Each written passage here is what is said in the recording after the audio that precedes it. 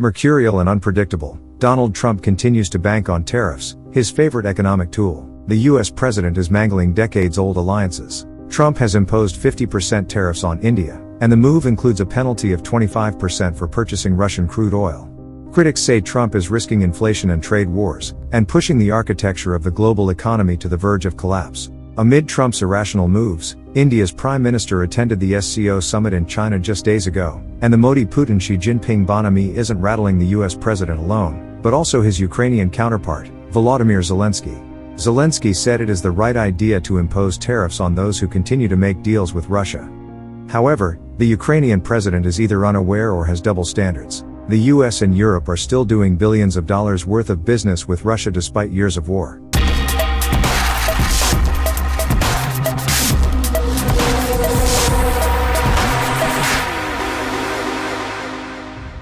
In an interview conducted by ABC News, Zelenskyy addressed inquiries regarding the photos of Prime Minister Modi taken at the SCO summit, where he was seen alongside Russian President Putin and Chinese President Xi Jinping. When quizzed on whether Trump's moves have backfired, Zelenskyy said, "I think the idea to put tariffs on the countries who continue to make deals with Russia, I think this is the right idea. The United States and Europe continue to engage in trade with Russia, amounting to billions of dollars." India has contended that the recent tariff hike is targeting it unfairly, especially since other countries are also conducting business with Moscow. According to data from the US Bureau of Economic Analysis and the Census Bureau, the United States imported goods worth $3 billion from Russia last year. On the other hand, the European Union, which has collaborated with the United States on sanctions against Russia, imported $41.9 billion worth of Russian goods in 2024, as indicated by statistics from the EU's own agency. Zelenskyy also seems to be on unsure footing. The Ukrainian president got a taste of Trump's recklessness in February. Trump bristled during the emotionally charged talks, their first at the White House. The usual staid work of diplomacy descended into finger-pointing, shouting and eye-rolling, and Zelenskyy exited the White House without Trump to see him off.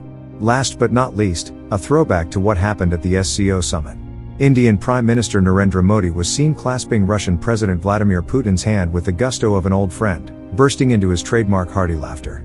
Putin grinned and chuckled, while Chinese President Xi Jinping gave a measured smile as the three leaders huddled. The trio, ringed by watchful interlocutors, chatted animatedly for a few seconds.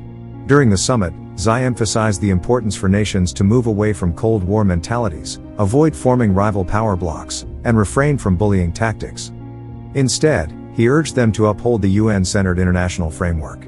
He advocated for a global order that features several power centers, promoting a fairer and more equitable approach to global governance.